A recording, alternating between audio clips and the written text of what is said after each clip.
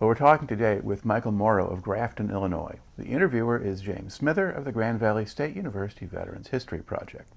Okay, Mike, let's begin at the beginning. Where and when were you born? Well, I was born in Flint, Michigan in 1951, March 24th. All right. And did you grow up there or did you move around? I did. No, we grew up in Flint, Michigan, and until I graduated high school and joined the Army. Okay. Now, give us a little bit of the family background. So, was your father in the service? My father met my mother. My mother was raised on a dairy farm in Chesaning, Michigan, and she was one of 12. And my father was raised in Flint, Michigan, and he was also one of 12 siblings. And he was the second to the youngest, and my mother was down and probably second or third to the youngest amongst the girls. And they met in 1951 at actually 1950 at a dance in someplace in Michigan, and of course they got married and then they had me. Now my father was a World War II veteran, and when he was, all of his siblings went off into the Navy, and so as soon as he was old enough, he was 17 at the time, he did go into the Navy. And he served on the USS Fletcher, which was in the Pacific Theater of War, which saw a lot of action. And so the largest battle that he was in was when they retook Manila Bay, retook Corregidor.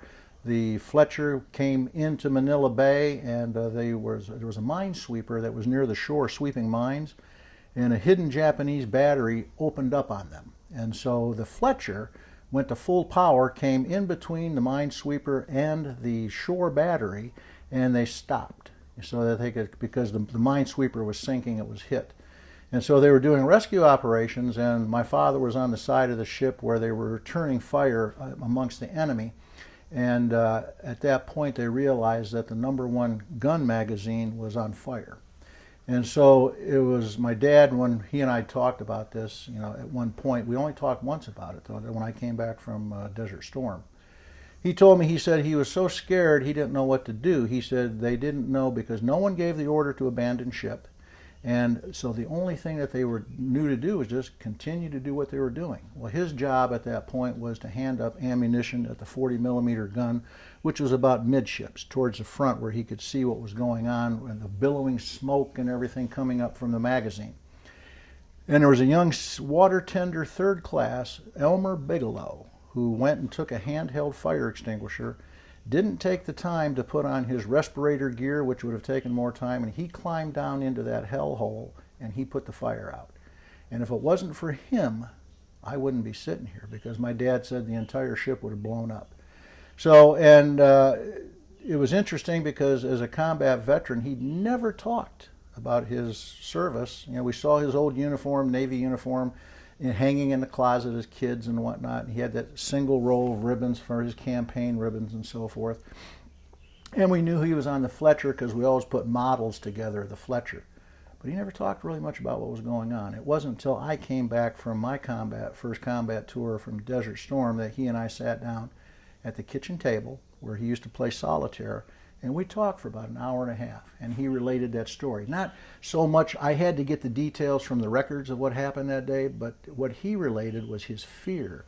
His, sitting there with his best friend laying on the deck of the Fletcher with both of his legs blown off, screaming for help, and them continuing to pass the ammunition and continue to fight. So that really struck home with me, and then I realized at that point that a lot of the things that probably happened when I was a child, my dad was probably dealing with PTSD also, and we never, in those areas, they never knew about it.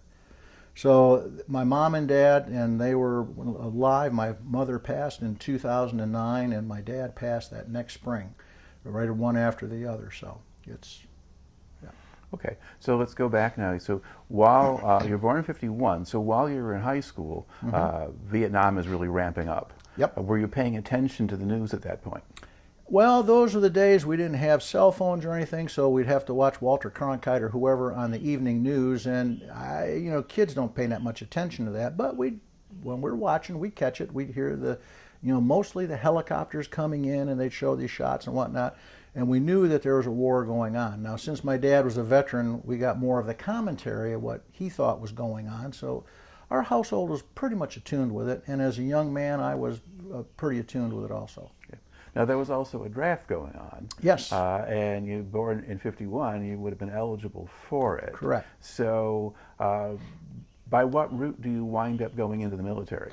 Well, obviously signed up for the draft when I was 18, and then right after high school, graduated when I was 18, and my dad told me, he says, you know, growing up as a kid, I always wanted to be in the Army because I like playing with soldiers and that type of thing. I did models and everything, and so I had an idea I wanted to do that. But when I was 18, I was trying to figure out what to do, so that summer I got a job at Fisher Body 1 to get money for college. I thought I wanted to go to a 4-year college, but I ended up going to Mott Community College, and I got an associate's degree in mechanical design. And the reason I went was because my dad said, you got to have the sheepskin. He said, now that's not going to tell people what you are. It gets you in the door, and then you have to go from there. So, and he never did get that because he came out of the Navy in World War II, and he said he had every intention of using that wonderful GI Bill, but when he got home, that family of 12, he was now the only breadwinner because his father had passed away during the war while he was overseas. And so his mother said, you're going to have to help support the family. So he did. And he went to work in the auto factory, and that's how we met my mother. And in the meantime, because you were going to school full time, you would have had a college deferment for those 2 years. Actually, yes, I would have. Yeah. Yes. Okay. And then upon completing that, now what do you do? Well, what I did was, because I knew that I wanted to join the Army, I didn't work with the Fisher Body. I stopped doing that because I couldn't work full time and go to college. But I did apply for a job with the city of Flint. And what I did was I applied to be a draftsman. Now, I wasn't a draftsman. I mean, I took drafting in high school, I was taking drafting in college, but I applied. And Mr. Parati, who was the engineer at the time, interviewed me, and I dressed up sharp and neat, and he liked me. And so, I'm going to hire you now full time. And I said, well, I'm going to college. He goes, oh, well, I'll tell you what, he says. He said, you're still going to work full time. You can make up your time on the weekends and in the evenings, and we'll work around that. And it was wonderful. So I worked full time, did my college full time. I was out of the house at that point. I moved out when I was 18. And so he allowed me to do that. And while I was there, Lou, the head surveyor engineer, because I worked in the 3-man drafting section, he saw that I was eager to learn things, and so he took me under his wing, and he taught me how to survey. And I would go out by starting out by putting in the stakes, and I'd go out and do all the other things and the pinning and so forth in and around my classes. And then on the weekends when I came in, what I was doing was the water guys were going out on calls. They'd come up, and I remember this one guy named Old Schneck, and he said, come on in the truck, we will go on a call. Yeah, so I went out. I loved it, and I'm thinking, I like this job. And funny story with Old Schneck, we went down the road one day, we stopped at Dort Highway, and kitty corner from us, there's this car sitting over there, and these older cars, this was about 1970, and a big station wagon full of luggage on the top and everything, and there's a fire on the back wheel. The brakes locked up. So I went to grab the fire extinguisher. Schneck goes, nah. He said, yeah, no, wait. So he said, they'll be fine. So he turned the corner and left. It was a busy intersection. So I said, okay. So we went and had our next stop, which was the donut shop. So anyway, we got a donut and we went on our calls, and we came back about an hour later, and here's this car sitting there, gutted. and I looked at him, and he looked at me and goes, so anyway, I learned, well, sometimes you got to go with your instincts. So yes, I did. I enjoyed the job there with the city, and but what that did was that gave me the skills that I needed for when I went later on in the military. Okay, so what point do you go into the military, and what prompted that decision? Well, with the city, I was working. I finished up my college, my 2-year degree, got my associate's degree, and I said, "Now I'm going to go in." I just wanted to. And I remember there was a young man that was working for the water department, just came back from Vietnam, and the guy, the water crews were out there that day, and they'd be working, and they'd come in and they'd take showers. And I heard a couple of the guys over talking. They said, "Did you see Jimmy's back?" And the other guy says, "Yeah." They said he hit a landmine. His back was all scarred and everything. And though most of the people at the department were veterans. And I mean, I was just honored to be with those people. And I remember one day too, the other thing that really scared us all was that this same Jimmy, he was a young kid and just got back from Vietnam. And they got brand new dump trucks in 1970. And so he ran up to one and said, "This is mine." And I was envious because I'm a draftsman. I don't get a new dump truck. Well, they were out on a job one day and we got a call on the radio from the front desk up there and there was a trench collapse. Jimmy was buried alive. Everything stopped. And I remember Mr. Parati got up and got to get his car. And Mr. Marshall, who was the head of the department, never left anywhere, ran with him. And out they went. And we stood there at that radio listening, you know, and just imagining what's going on. We've all been to those sites. I mean, we worked at them, and Lou taught me as a young man. He says, whenever you're going by the excavator, put your hand on it. And I said, why? He said, you'll feel it move. You'll never hear it. So as we're sitting there listening and waiting, finally, they said they got him. And he was alive. And they brought him in, and I mean, everybody was there. And the kid was covered with mud and his scars. It was a great day. Mm-hmm. So I thought, you know, this is the place I want to be. This is, you know, this is camaraderie. These people, you know, they care. But they were all veterans. And I found out later that that's what veterans do. I mean, you have your back. So I decided at that point it was time for me to go. I talked to Lou. I said, what kind of a chance do I have for promotion here, Lou? I said, when he goes, you know, or when you retire, do we move up? And Lou said, oh, no, kid. He said, what they're going to do is they open up the job to, you know, the newspaper and every place else. You'll probably get 200 people applying for this job. I went, well, heck, that's not right. You know, I thought I'd just move up. So that kind of cased it, and I went and joined the military. Okay. Now, when you enlisted at that point, were you allowed to pick a specialization or list preferences? Well, you got to remember this was 1970, late 70, you know, and Vietnam was still going, and I walked in the door of the recruiters in downtown Flint, and they saw me come in. I remember there was like 4 of them there. They all started fighting who was going to get me because nobody's walking in. And so I remember a nice young staff sergeant, black guy, got me, and he sat me down. He says, okay, great. You know, I said, I want to enlist. And he said, well, what do you want to do? I said, well, I don't know. What is there to do? I want to go in the Army.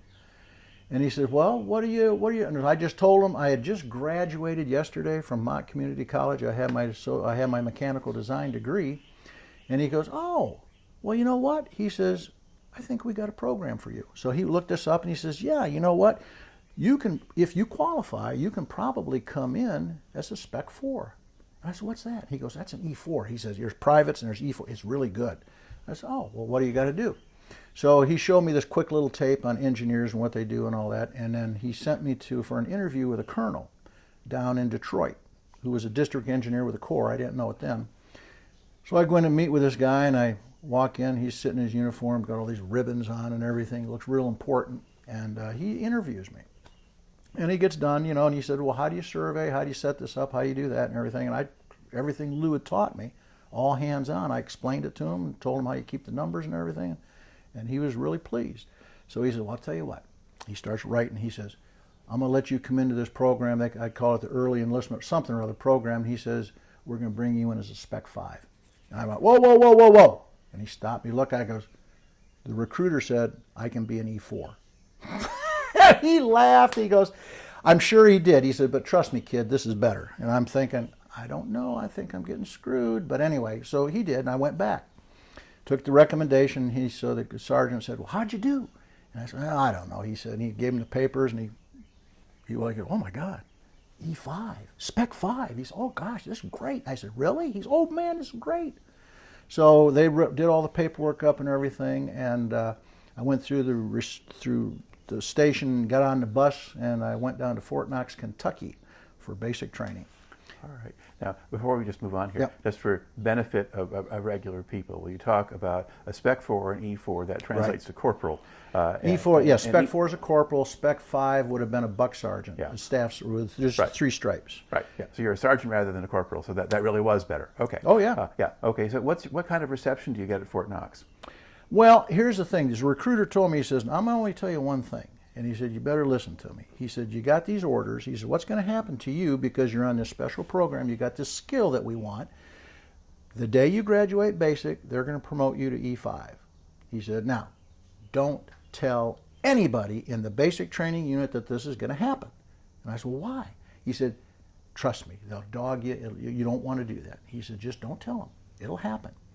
And I says, okay, I will. So I got on the bus just like everybody else, and down we go. I mean, it was just a regular day. You get down to Fort Knox, I think, at midnight, and go through the reception station and all that. It was just like regular basic training.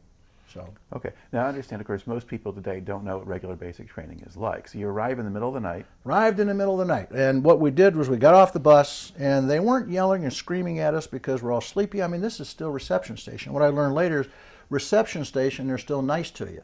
It's not when you get the basic training. So they got out and started, come on, get in. Everybody get into this big building. So we're starting to fill out.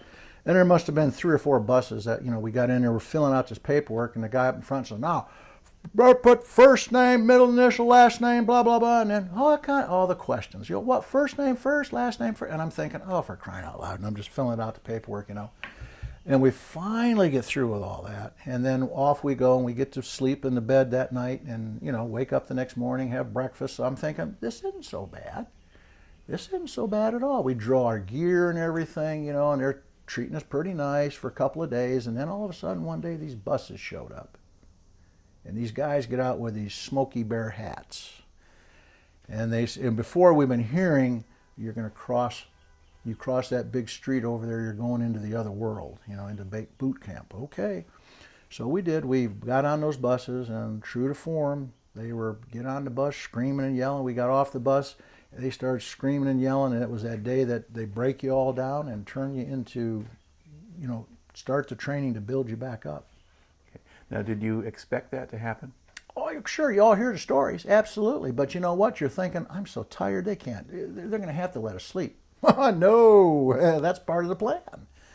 So, yeah, it was a shock to the system. All right. Now, how easy or hard was it for you to get through basic? Basic training for me it wasn't hard, but it wasn't easy. I mean, it was just, I did everything that they did. The running was great back then. You ran like the wind and everything, and did the push-ups. I was the fastest in my company in the inverted crawl. That's where you crawl back like a crab, but for just some reason, I had a knack on that. I could, So that was good. Since I'd been to college already, I was pretty sharp on the instructions and everything, we learned. The biggest problem is you're always sleepy. You get sleep deprivation, you get fire guard, you get all these other things going on, and it's just go, go, go, go, go. So. All right. And what about the discipline part? Discipline, I had good discipline when I left, I thought, but I learned better. And a couple funny stories. I remember that they got out one day where he said, all right, everybody take a break. And so we're taking a break after something. And light them up if you got them. So the guys are smoking. And so one of the other drill sergeants, and we learned later that Sergeant Sturgis, the little short buck sergeant, drill sergeant, he was the bad guy. Staff Sergeant Miller, our black drill sergeant, was the good drill sergeant. They played back and blad. Didn't know that then, but they were perfect for the parts, and I can still see both these guys today. God bless them. Now, Sergeant Sturgis comes up and says, I need a man out front, need a volunteer.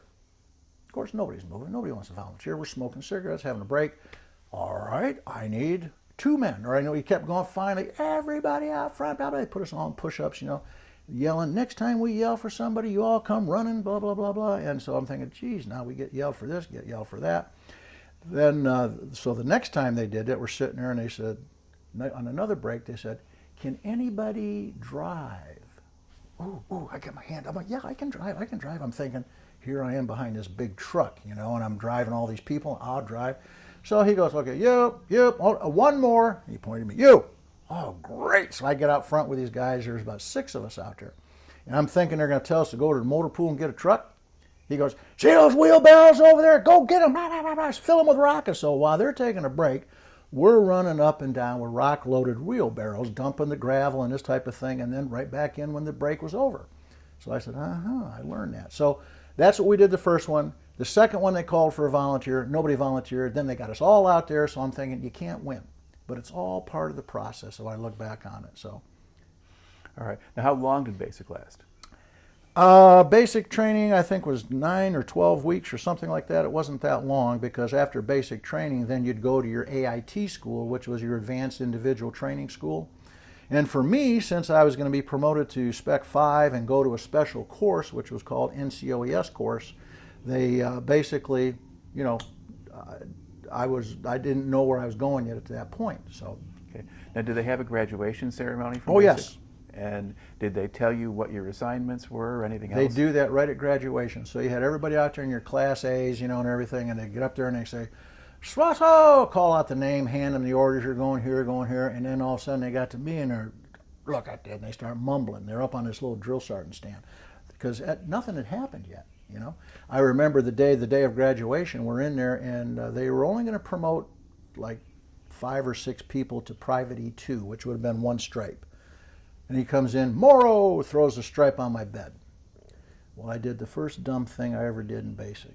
I picked it up and I turned to Sergeant Miller and I said, Sergeant, yes, I won't need these. I'm getting promoted today. Ah, he yelled at me, put this, so laughed and yelled and gave me some push-ups. So I tacked them on lightly.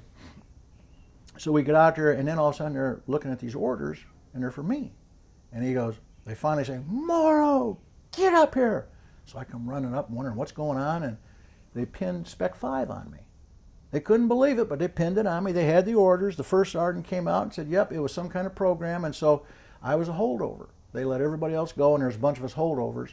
So they put me in charge of the holdover barracks since I was an E5 now, but with no training. I'm still a private. So as soon as they pinned those on me, they said, report to the mess hall for KP. Yes, sir, I'd done that before. So I ran to the mess hall, and I get to the door, and there's a Spec 4 in there. Technically, I'm higher than he is, but I don't know that yet. So he says, well, what did you do? I said, I didn't do anything. I'm supposed to be here for KP. Okay, he says, well, what do you want to do? Now, they've never asked me what I wanted to do. I said, well, what can I do? Anything you want, because I'm the highest ranking guy there. And I didn't realize that. And I go, well, can I be the DRO, the guy that serves the milk? He looked at me, go ahead. I thought, well, this is pretty good. So, yeah, and I learned by that holdover platoon. I had them for about 30 days while they're getting my school ready to go to, because I had to go to an advanced NCO course to learn how to become a non-commissioned officer. And I did that for 9 months at Fort Belvoir, and that was a tough school. Okay, now talk about that. First of all, where is Fort Belvoir? Fort Belvoir is in Washington, D.C. in Virginia. It's where they now have the home of the United States Army Museum, the new one. So, and that was where they did all the engineer officer training back then, the engineer officer basic course and so on.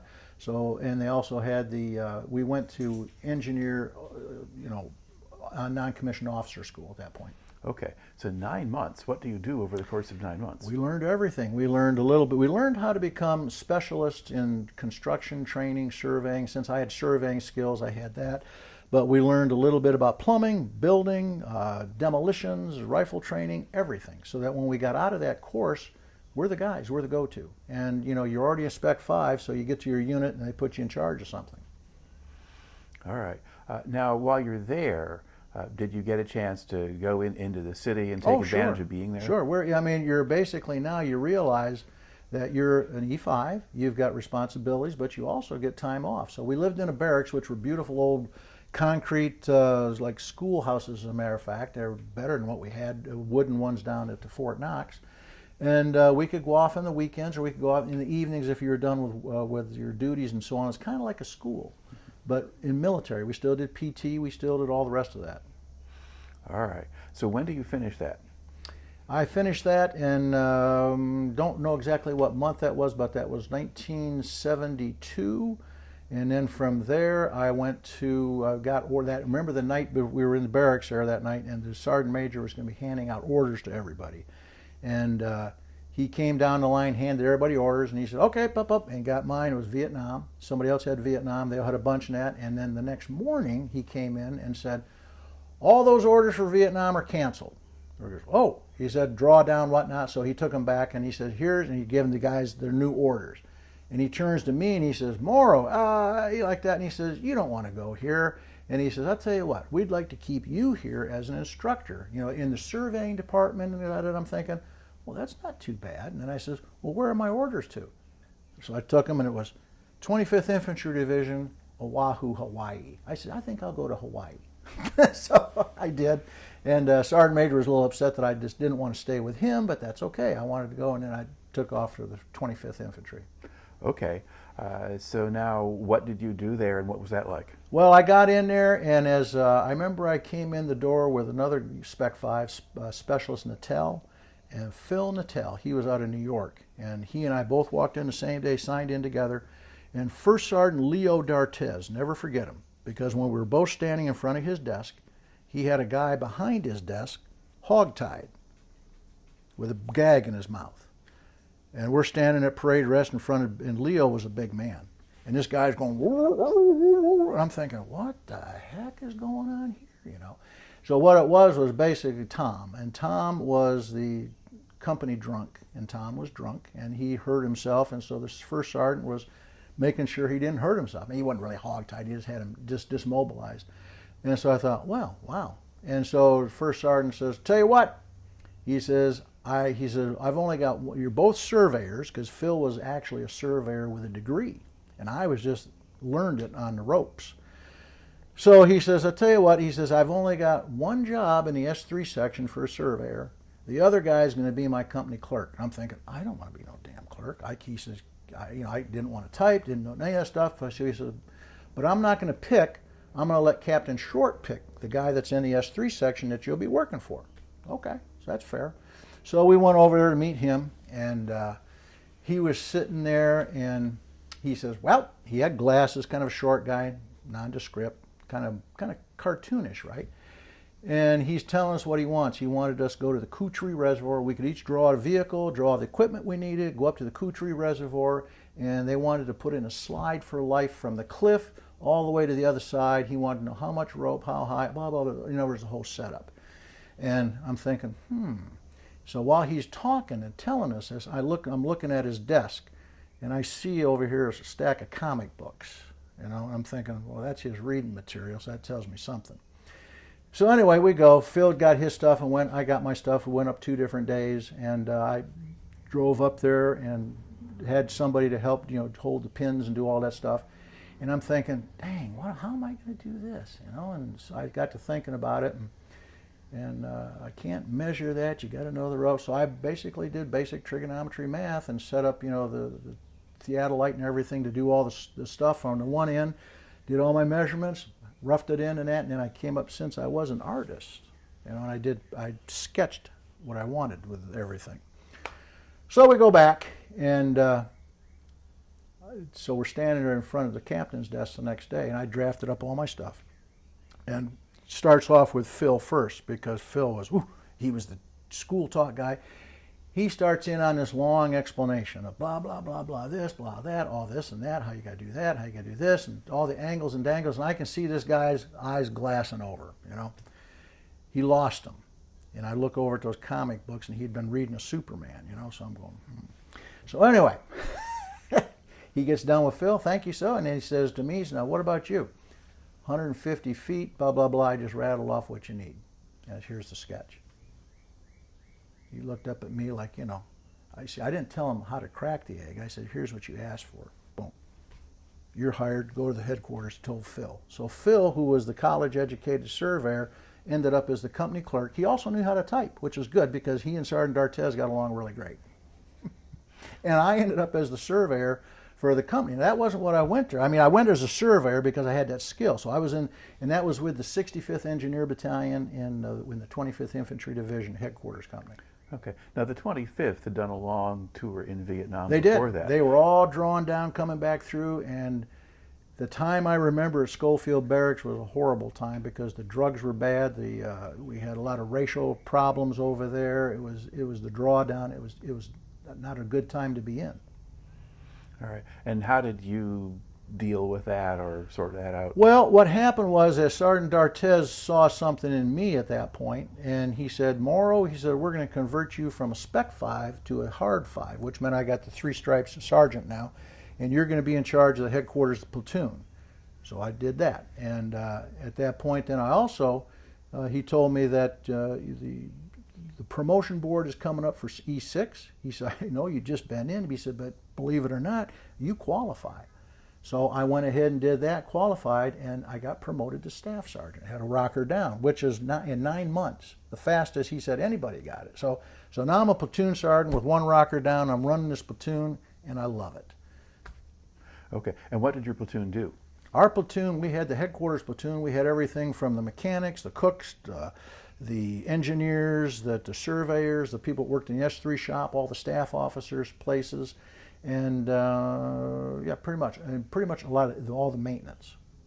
Okay, and was that unit doing exercises or actually doing actual engineering work? Oh yes, we went. And part of my job was to go out and do, just like the Kuwait Reservoir, I had to go out and do surveying. We had to go out and do road structure things and bridges and all that. So we had a lot of work that we had to do on that, and then of course run the platoon. Okay, all right. And then when did you finish that assignment? Well, I finished with the 65th. Interestingly enough, though, that's where I met my wife. Was the 65th.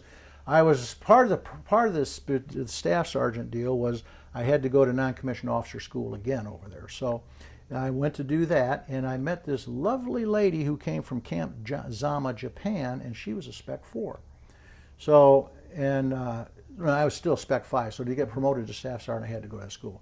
So I'm at that school, and I meet her, and of course, there's only 2 women then they both came from out of state. And of course, everybody's looking at him, wanting to date him and everything. And I'm saying, man, that gal's gorgeous, but I don't have a chance, So I just kind of held back and watched all these guys. They're all falling by the wayside. Nobody's getting a date with her, So I thought, well, maybe I'll try a different tact here. So on one of the breaks, I worked up the courage, and I went over and I said, excuse me, I understand that you are new to the islands and you don't have transportation. Would you like to tour the island with me this weekend? Bing! I got it. So we went on a date, and we picked her up and from her barracks, as we're living in barracks there, and I had an old car that was a piece of junk, but it got us around, and we toured the island, had dinner and all that. And next thing you know, before the course was over, we were married.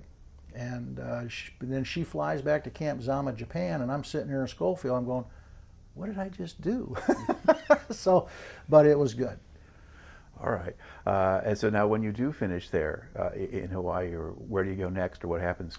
Well, what happened with Hawaii, I finished up there, and then I went to Fort Lewis, Washington, the 9th Motorized, and then what we did there, again, I was in the 864th Engineer Battalion, and I was a platoon sergeant and ran the platoon there, and that's where I was put my gear together to go to officer candidate school.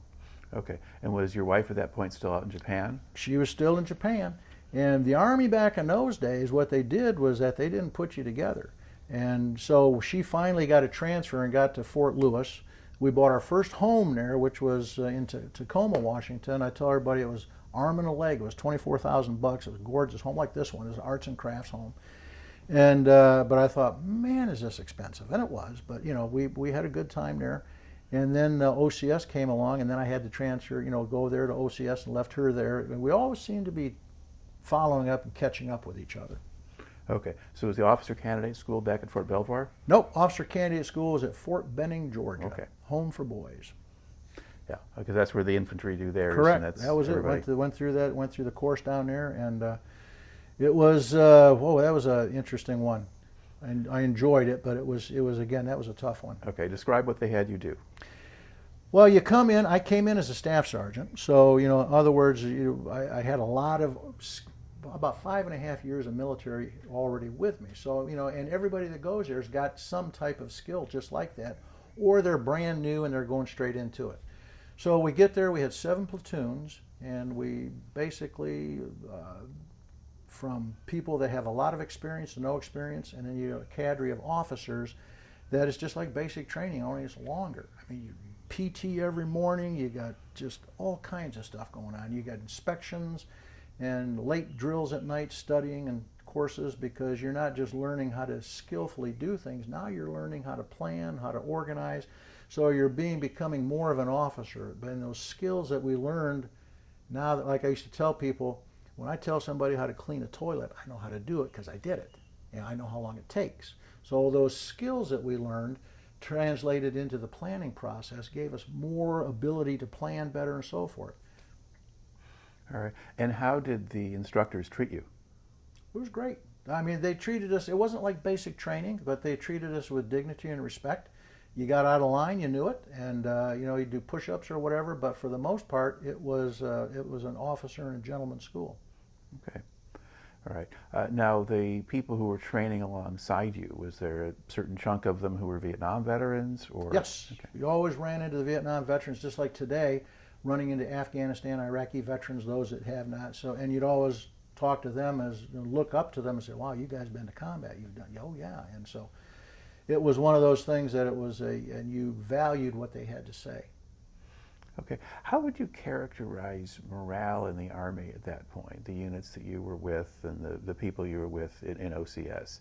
Because at the end of the Vietnam era, the military was viewed pretty negatively at a lot of places. They had a lot of drawdowns. A lot of the captains that I knew, what I admired, they got cashiered out because it was the drawdown. They didn't need them. They cut back on helicopter pilots and everything else, and there was a lot of drug use and so forth, and it was. But the schools and things, and again, I tell people, those people that have the want to move forward, those that they look for, that have that spark, they move forward and they keep that going. So the morale amongst us in the school was fantastic because you've got the top of the top that's going in here. You're not taking everybody and trying to transform them into a unit. You're taking the cream of the top and you're transforming them, the ones that make it, into the officer corps or into whatever it is that you're working with. All right. Now, once you complete the training there, now what do you do? Well, we completed, and the funny thing was we're getting ready to go to training, is that they came out one day about almost the way through it, and they said, well, when you're finished here, who would like to go to airborne school? And I'm thinking, my buddy, Joe Holloway, standing next to me, like, come on, Mike, let's go. You want to go with me? I said, oh, all right. It's right here at Fort Benning. We'll go over there, yada, yada. Okay, so we raised our hands. And then they said, now, who wants to go to Ranger School after airborne school? I go, not me, Joe again. Come on, Mike, let's go to this. All right, Joe, I'll go with you. So then, like a couple of dummies now, we got to show up on Sunday, which typically was a morning for church and other things. If you didn't go to church, just take the morning off and sleep. Now we had to go out and do a PT test. Wonderful, thank you, Joe. So I guess there's enough people, we had different areas doing them, so I came back and I passed my PT test, my swimming test. I'm beat. And here's Joe sitting back to barracks. I said, what the hell's going on with you, Joe? He goes, oh, I failed. I'm not going to be going with you. What? So I ended up going by myself, and Joe, he went off, did his own thing. All right, so what were these schools like? Well, airborne school was right after officer candidate school, so I went into that. I was used to, doing the PT and everything, so that was pretty good. I enjoyed it. I don't like heights. I'll tell you, I'm even today, I'm leery about them, but you know what? You learned how to do it. Learned how to jump out of an airplane. The 250-foot tower terrifies you, but that's what it's supposed to do. You got to listen. And what I learned was that the Army taught everything correctly. They told you what to do, even when something happens and you don't think, you know what to do. And it's instinct. And it happened to me when I jumped once. I hit the side of the plane and I knew exactly what to do, just by automatic. So that was good. I mean, the training that they gave us, you have confidence in it, the confidence in the rappelling skills and everything else. Okay. And then you get Ranger School. Finished up airborne school, got my wings, and then turned right around and went off to Ranger School, which was, again, that was a toughie. And I remember that when we got there early as officers, because I was a second lieutenant then, and we were going to have to take the rank off again to go through the school. But while we were waiting, they said, well, we're getting everybody signed in later on this afternoon or that, but since you guys are early, he says, go on up and go over there and get a task to do. So they gave us a task, and me and this other guy, we went up on this roof, and we're painting under the eaves, and watching. So all of a sudden, the one guy down there, he yells, he's yelling at all these other guys, and he says, hey, I think we ought to go down there with him. I said, are you nuts? I said, stand right here where just continue to paint. They forgot about us. So they're down there harassing all these guys. And he and I are up here painting. Finally, somebody goes, hey, you two get down here. So we got about 10, 15-minute reprieve while everybody else was down there doing push-ups and stuff. So, yeah, it was tough. I mean, anybody that goes through Ranger School will tell you that we started out with a whole bunch of folks and we only graduated with a few. And there were several times in there that I wanted to quit. And one of my Ranger buddies one time told me, he said, "You ain't quitting." And I camouflaged, and I had my eyes, I got poison ivy in them. I couldn't see. My face was puffed up in that. And I had a leg injury of some kind or whatever. And I was almost crippled at that point. And he said, "We're getting ready for that morning early run up in this area." And we were out on bivouac. And so the Ranger leader of the group at the time, he said, "You won't make the run." He says, "You're going to guard the gear." So God bless him. That day I needed that break, and he gave it to me. And that's what we did with each other. We wanted to make sure that, and my Ranger buddy one time when we were climbing the cargo nets going up, is that, he wouldn't make it. I said, "You're going to make it." And we climbed it up together. So.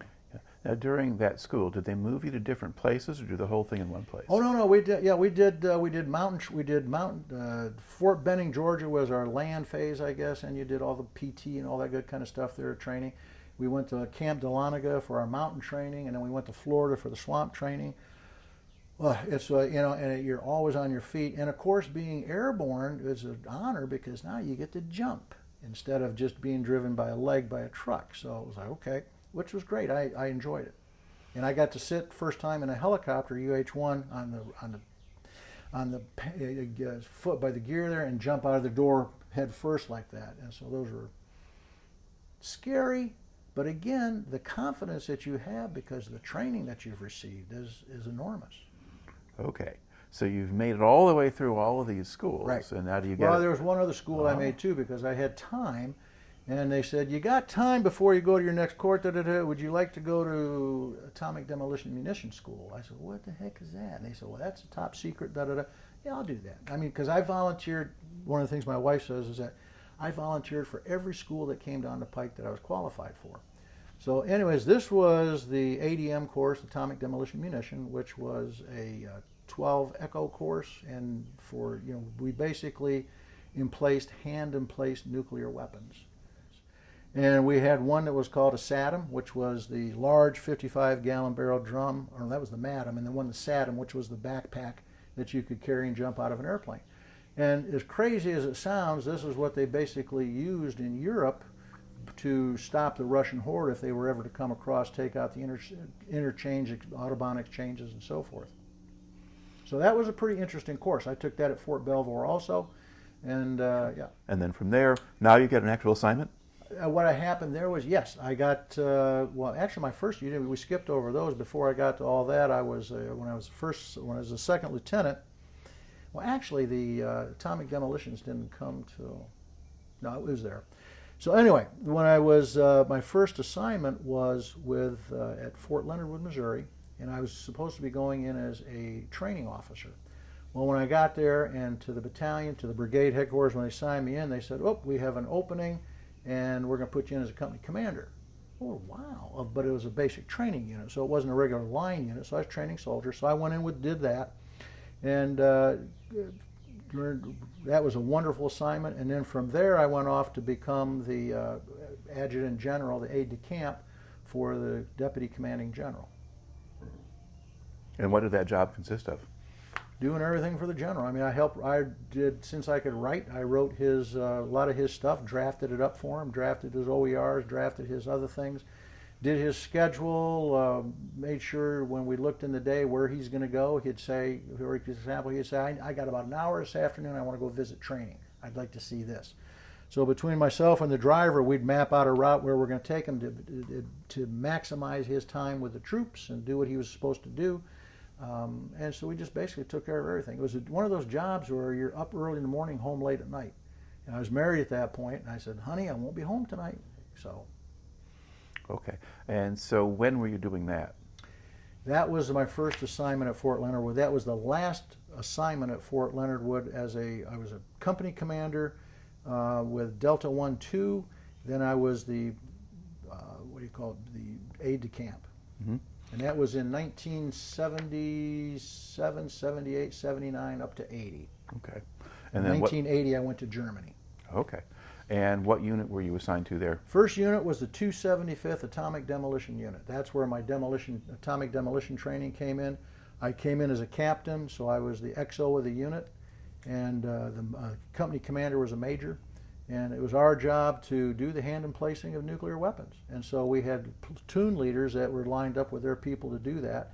And we would go on what we called Larried advances, just no call, drop of your hat drills all the time. We'd load up everything and to be timed and to get to the border and to do our mission. And I remember when I got there, they said, okay, you're going to be signing as the property book officer for all of the nuclear weapons. And I says, great. And the guy said, here they are, just sign. I says, oh no, I want to see the serial numbers. So he said, okay, then we're going to set you up, go to over Amagao, and you can go check them all out, which I did. And I went through and checked all the numbers, did everything make correct, signed off on it. They're my weapons.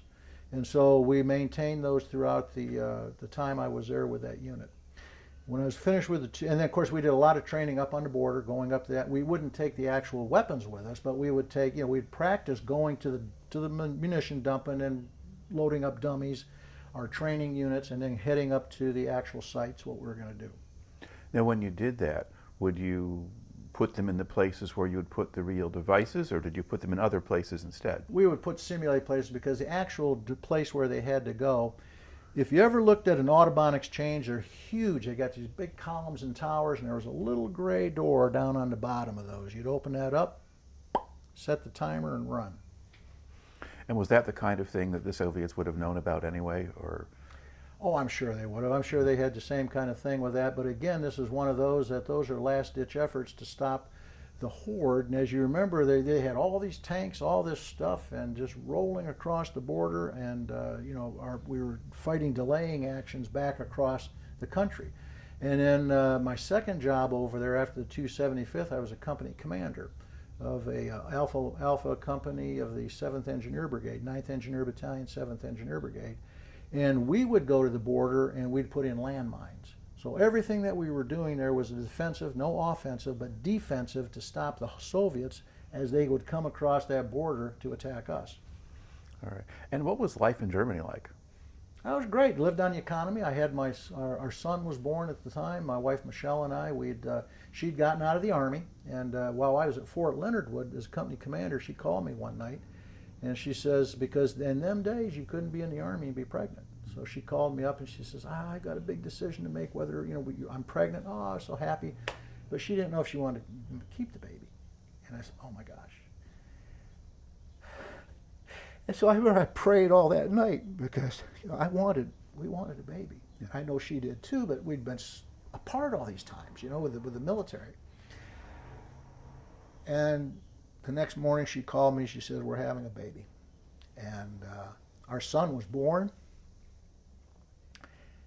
And I tell Christopher that he's the one and only because she had a cancer scare after that. She had to have a hysterectomy at some point. And so there was no others. And so he was it. And we probably spoiled him, I think, but we loved him. And he got to go around the world. So his first duty assignment with us was Germany. And in the 80s, and we had Christmases over there. He asked what it was like. We lived on the economy. We didn't live because we were married. We finally got the family over there.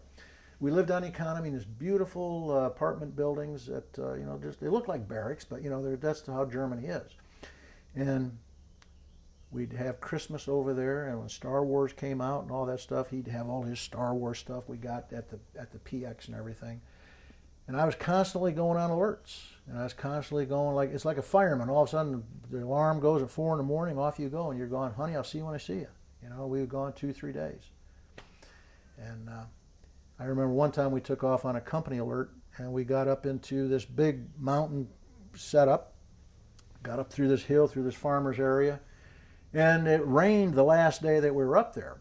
And so we had to come down off this mountain, and it looked like a sea of just down below, and we were trying to figure out how to do that. And so I told First Sergeant, I says, unload the dozer. And I said, let's walk them down. And so what he did was we unloaded the dozer, because it was a you thought Mulberry Street here, it was a pretty steep hill going down there to this farmyard, pretty high. And so we did. All the trucks, big trucks, we would pull them down and everything. And the last one that we had to go down was the fuel truck, the big truck. And the kid, still remember his name, Specialist Pankow. And he was in there with his eyes really big, and I knew Pankow could do it, get that truck down. because I'd seen him before on another mountain in Germany when we were coming down and there was ice on the roads, and I was in my Jeep and we were sliding, and I happened to look back, and here's this truck, big 5-ton dump truck with a trailer on it, bolster trailer, did a 360 on the road, on this German road, and he kept coming straight down. I said, oh my God. So we got down. So the same kid's in this fuel truck, and his eyes are big because now he's on a fuel truck, and this is, this iffy. So I remember I walked up to him and I said, you're going to do all right. I said, because you're taking me down the hill. And I got in with him. And down we went. I said, now, Pankow, just remember, don't touch the brakes. We got a dozer behind us that's going to break us. But I said, we'll be fine. And he did great. But nobody else wanted to get in that truck. But I thought, and part of the thing the Army taught us is that, leaders lead the way. And I didn't do anything in my companies or under my command that I'd asked my soldiers to do that I hadn't done myself. All right. And when did you complete the assignment in Germany? Completed it in, I think, '84, and we went straight from there. We went back to the statesides and went to Command General Staff College at Fort Leonard Wood, and that was actually, or was it? No, was it Aberdeen Proving Grounds first? Yes, Aberdeen Proving Grounds, Maryland, and there I was the senior tactics instructor for the Aberdeen for the maintenance courses and everything, and did that and enjoyed the heck out of it. And, now, what rank were you at this point? Captain. You're still captain? Yep. Okay. So then when you go to the school after that, was that preparation for promotion to major? Or? Yes. Okay. It was the, during, let's see, captain there, yeah, you go to it was called CAS Cube. It was a new school that came out for staff officers, and we went and did that. And then after that it's Command and General Staff College, and then after that it's War College. Okay. And are you doing all those Did consecutively? all those up, correct. Okay. And what kinds of things are they teaching you at these places? Well, they're first off at the CAS Cube, it's for captain level, so you're learning how to put together warning orders, that type of thing, how to do gather information and so forth, just your typical low-level staff work. Then the Command and General Staff College, now you're into more of learning about the art of war. You're learning about how to do the large orders. We learned about, did all the history study on World War II, World War I, and looking at how orders are produced and larger scale operations there. And then of course the War College is one even further where it's a small, they take the groups and they take them into small groups. And from there you work as small groups, doing the same type of things but on larger exercises and digging into that. And for a very small select few, you go to different schools. For example, I was one of those that was selected to go to the Air Force War College. And the Air Force War College, that was, it's quite an honor to be able to do something like that. So I was the Army representative, one of 12 that went to Air Force, and they had an Air Force guy go, take my place back at the Army school. And I actually liked that because at that point, I was getting kind of tired of the Army stuff. You know what I mean? Army this, Army that. And I said, so I had to go in there, and when they'd ask something about the Army, I was the expert on it. And I'd say, well, here's how we do that. Here's what this kind of maneuver means. Here's what that. And we'd have a Navy officer in there, and then we had also Allied officers in those war colleges. And so, and of course, if we talked about anything top secret or anything, the Allies couldn't be involved. And then, so you've got an exchange of now 12, 15 people, and all the ideas and everything, but we're putting in our input and we're learning from each other at a level that's on a higher level. Okay. And then once you get through all of that, now you're a major at this point? After that, I was a major going into the War College, major promotable. Right. Yeah. Okay. And then what assignment do you get next? Well, I got promoted to lieutenant colonel, and then I was, let's see, make sure, I was commander of the 3rd Engineer Battalion down at Fort Stewart, mechanized. And so went in and with armor. I loved it. First time I got to be with armor was a battalion commander, so, and I thought it was fantastic. Enjoyed the heck out. I came up with a bunch of tactics for it, and I was one of those that, typically the commander has a Humvee that he rides in, and so I pulled off and I said, no, I want that track as mine, and I decked it out and took the 50 cal slot, and that's where I commanded from. Okay, and explain what a track is. It is an armored personnel carrier, M113A3, and it basically holds personnel, or if it's a command track, it holds your maps and everything else that you need to set, and all the radio systems is set up and command a unit in the field. Right. So it's basically a big armored box on top of a tank chassis. Correct. Okay. Yep, with a 50 caliber machine gun on top. All right. And so what does an armored engineer battalion do, or how would that be different than being with an infantry division? Well, armored engineers supports operations with armor. So for example, when I was in Germany, I supported the 354th Panzers. The German Panzers supported them. So over here, what we would do is the same thing. As we go out and we would do bridging operations. We'd clear mines. We'd breach enemy minefields.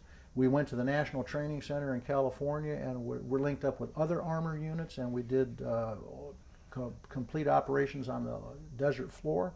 So anything that you want to do, but that's armored. We have engineering units that do the same thing for infantry that are not armored, but they don't have armored vehicles, they have wheeled vehicles.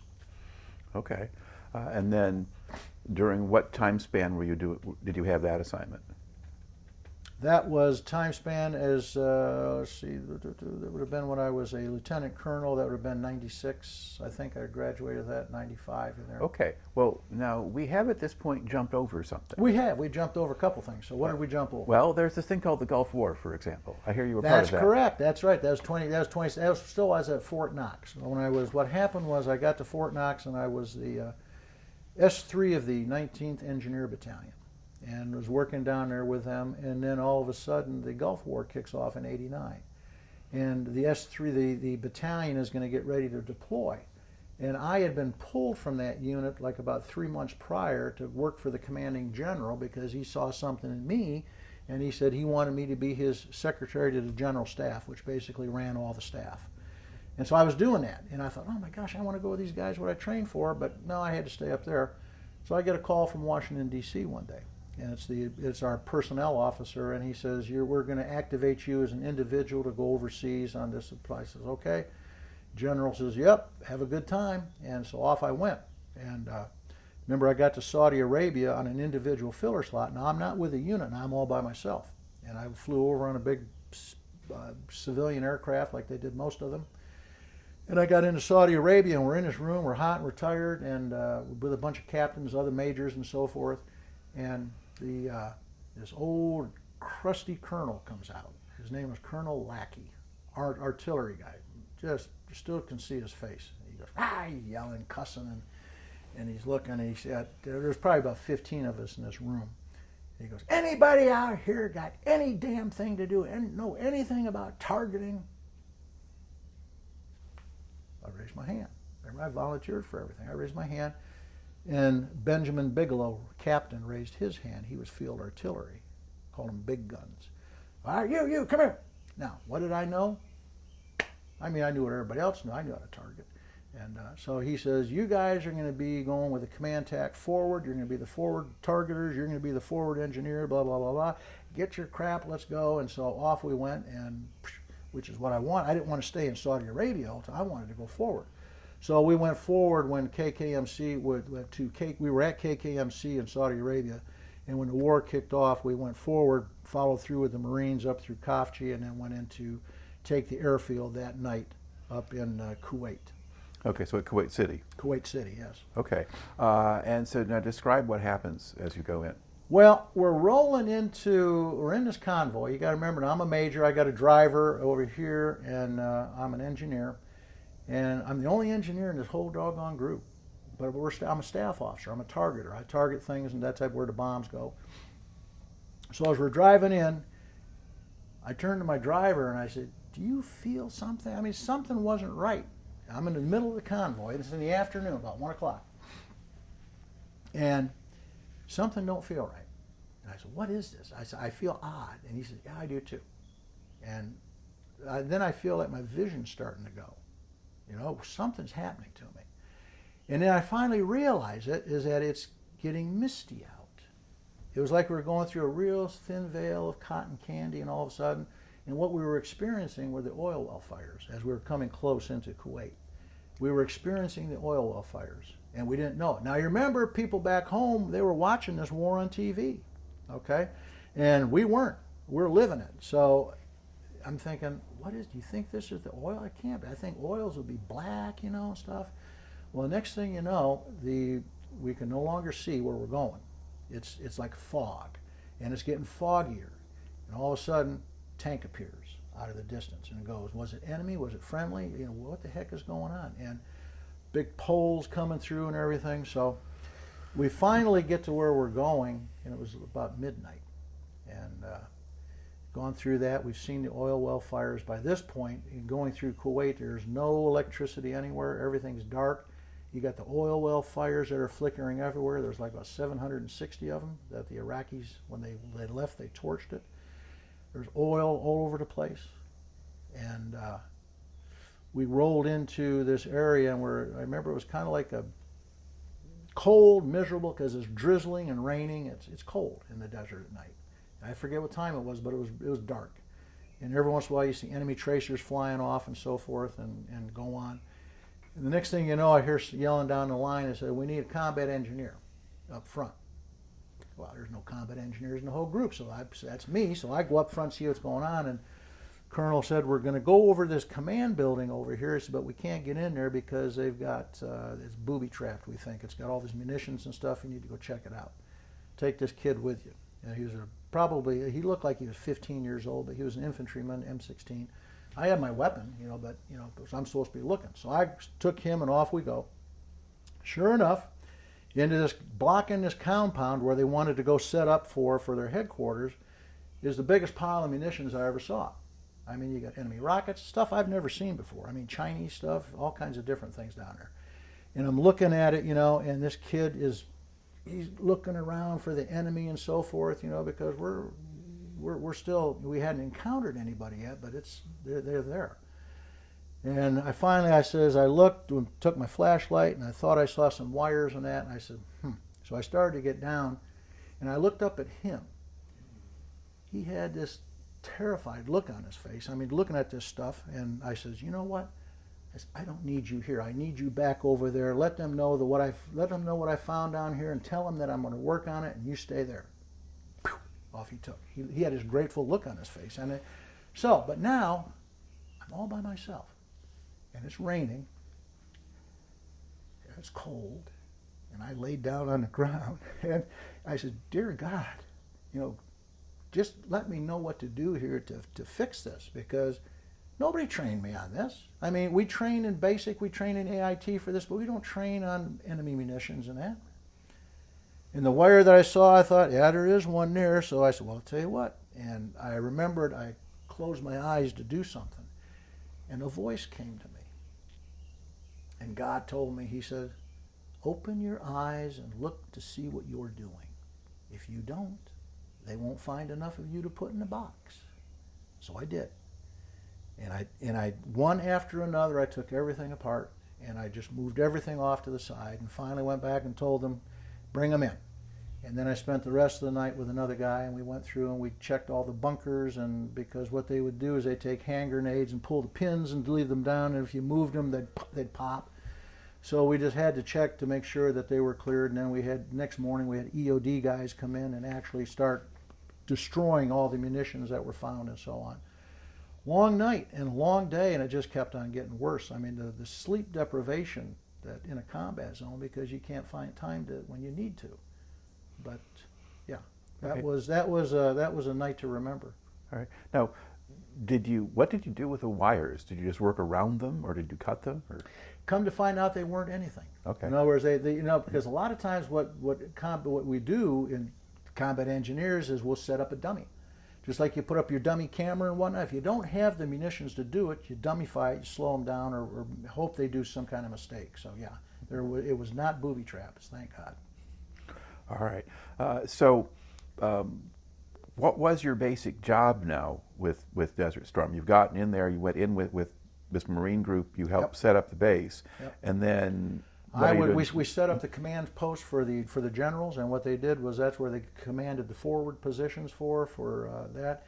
And our job was we briefed every evening, every morning on what was going on, gathering information. And my job was to go out during the day. We had a lieutenant colonel engineer, and he would be back there synthesizing information. And my job was to go out with another driver or go out by myself and check everything. And what we also had to do during that portion was that we were doing all the mine declearing and everything. So we had Allied forces there that were doing that. We had the French, we had the Australians, we had the Kuwaitis, we had the Saudi Arabians, we had a whole kit and caboodle of folks. So we had to organize all of the mining operations, the declearing of the mines, the defusing of the munitions, all the oil well fires. We had to make sure that those were going out and organize that, because they had all of the firefighting companies from around the world come in. I got to meet Red Adair and his team as they come in.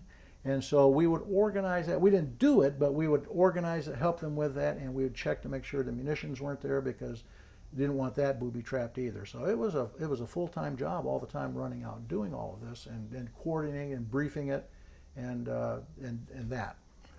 Okay. Now, one of the things that you've done since then is you kind of put together a collection of basically paintings that you did. You physically Yes. depicted some of the things you saw in Kuwait. Can you talk about how you created those pictures? And Well, you remember, this was in 1990, 1989, 1990. We didn't have internet, we didn't have cell phones, we didn't have any of that. And cameras were, I think I had a box camera, but when that's gone, you know what you're taking a picture of.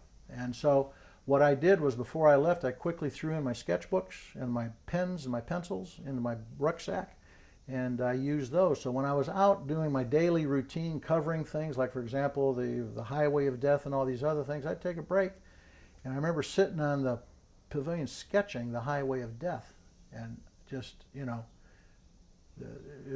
was just, I found it therapeutic to do that, but it didn't take me long. I'd sketch real quick, do my thing, and then go back in the evening when I had time, and I'd start inking those in and go back and check on it again, see if I had it accurately.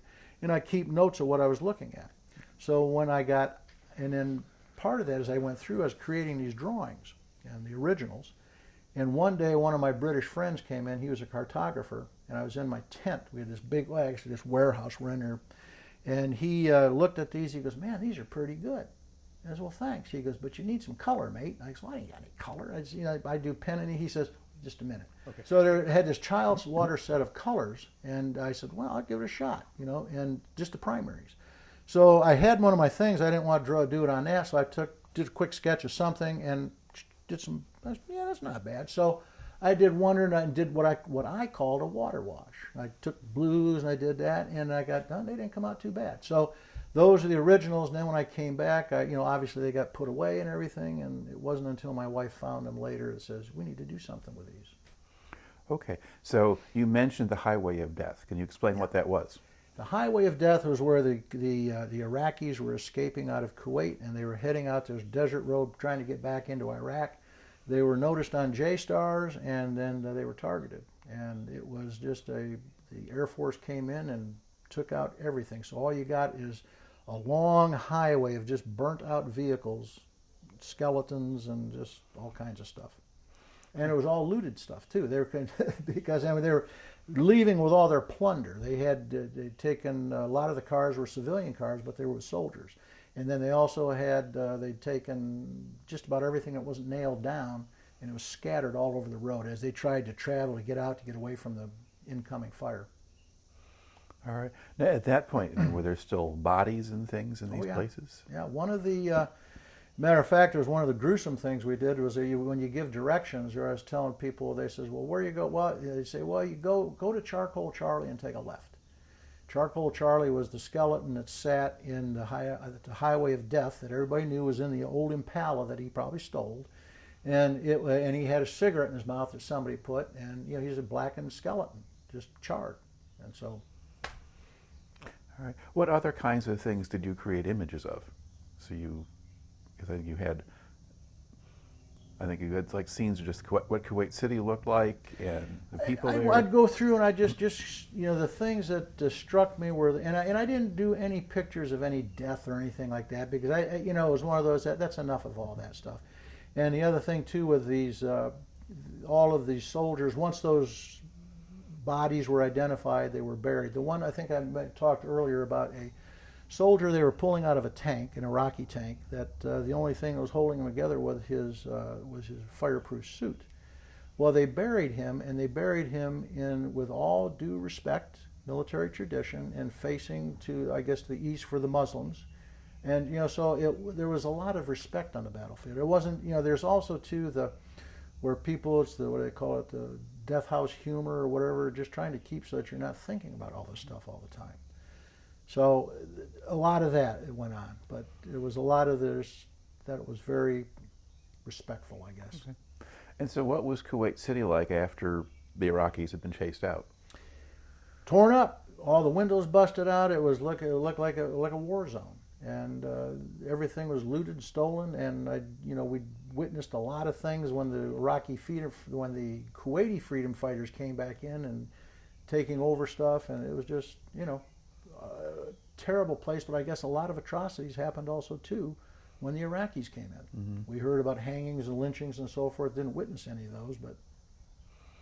And then how did the people, the civilians, just respond to the forces coming in? Well, there's one of those I remember I showing there where there's an old tank, and they're joyous to see us. Every time they saw the Americans, they were very happy. It reminded me of the things you see in World War II, where they're coming through with the liberation, and the French would come out and they'd wave and throw flowers. They were very, very grateful that we were there to liberate them. All right. So how long did you wind up spending in Kuwait, in that area? Let's see, it was less than a year, short time, and I came back after that. So it was, like I said, it was an individual filler, mm-hmm. And then when the next rotation came out, we got things going, and they took over, and then we rotated back. Okay, and did you go back to Fort Knox or somewhere else? Let's see, where did I go back to? Yes, I went back to Fort Knox. And when I got back to because that's where my family was, mm-hmm. And when I got back to Fort Knox, of course, my job was gone. They'd already filled that back up, so I went to work for the Colonel Long up at the Readiness Brigade, and what we did was we did lessons learned on the war, so that would fit right in with what I was doing. And then I was chosen then for a battalion command of the 5th Training Battalion of the 4th Cavalry Brigade at Fort Knox. And what we did there was we trained soldiers in the National Guard and Reserve and in all the different states. And our states were from Wisconsin all the way to Puerto Rico. All right. And how long were you doing that? Did that for a little over a year before I got selected to go to the Command and General Staff, not staff, but the War College. Okay. Yeah. And that was what trained you to become a lieutenant colonel? No, that trained me to be a full colonel. Full colonel, yeah. Okay. So. I was lieutenant colonel promotable when I went there, and after I got out, I was promoted. When I got to my next assignment, I was promoted to colonel. Okay. And so what was your next assignment? The District Engineer, St. Louis. That was my brigade level command. Okay. And what did that job entail? Well, the district engineer basically is, Congress was the one that enacted the waterways and everything, and so they give the authority and title to the military, and the military is in control of the waterways and on the core civilian side. And so I had responsibility for the state of Illinois and Missouri, 350 miles of the main stem Mississippi River, plus the tributaries that go off. There's about 44,000 miles of regulated waterways, all of the permitting processes, 1,000 civilians that worked under me, and I was the only military except for my deputy, who was a major. So if I wanted to see military, I had to look in the mirror. And so it's different than coming, but again, coming from that military side where it's hup, hup, hup, and tell them what to do, over to here, they're civilians, but it's also a GS civilian, which they're in the Corps of Engineers, but they're on the civilian side. So they're used to being run by the military, but also, too, they're civilians. So you just don't tell them to go out and do PT or do whatever. So you have to learn a whole new skill set. All right. And so what was that job like for you? Well, I tell you, when they called me from Washington, congratulations, you're promoted and you've been selected for brigade command, I had in mind that I thought Michael should go back to the 24th Infantry Division and be mechanized and be brigade commander of a mechanized brigade, because that's what I really loved. Well, they didn't think so. They said, you're going to go be the commander of the St. Louis district. I said, you got to be kidding me. I said, I don't even have a degree in that. They said, oh, you'll be fine. You'll love it. And it's a great, blah, blah, blah, blah, water.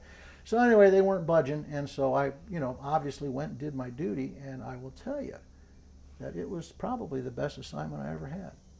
And I mean, the skill sets that I learned, the way that the things that they taught me, these engineers, these civilians, these women, these men, the park rangers, I spent more, and they tell me even to this day that I was one of the most beloved commanders because I was always out in the field. Well, little do they know I didn't like it in the office. But so what I did was I would take my weekends and I'd go to one of the lakes. I had 5 lakes with rangers and everything, and they had campgrounds and all that stuff, and I'd go up there to the lake and I'd spend the weekend, and I'd go see what they're doing, take me doing on their missions and so forth, and then I'd go to another one on the next weekend, and I'd do other things, and so I was always out doing something. All right. Now, during the time you were doing this, were there any major floods or other kinds of crises that happened? We had a minor flood. There was no really big flood on that, but that we had to activate, and we got to go out and do sandbagging. Nothing like the 2019 flood or the 93 flood, but I did get to exercise that a little bit. We did do the transition into the new year. That was what, the year 2000, yeah. And we thought all the computers were going to shut off. So guess where I was that night? I was at the command center at the headquarters in the federal building downtown doing that. I think probably one of the other things that was a tragedy at that point was that I was in my office one day, and I got a call, and Colonel, come quick. There's been a horrible accident, and it was right down the hall. And I went down there, and the branch manager, Mike, met me. He says, "Oh my God, he shot himself." And I ran in, and here's this kid, and he had put this 9mm pistol to his eye, and he blew the back of his head off, and it slumped over his desk. And it just happened, and I got everybody out of there and said a prayer. The ladies were crying. They'd never seen that. I mean, I'd seen it before, but not here. It's like, why here? So anyway, and then that day I had to go and tell his wife, and that was bad.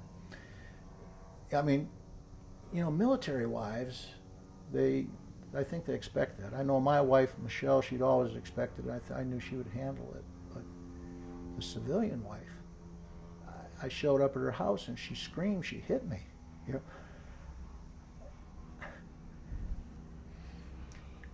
And then the worst part was she said, "We have a son." I said, "I know." "I can't tell him. You have to go and tell him."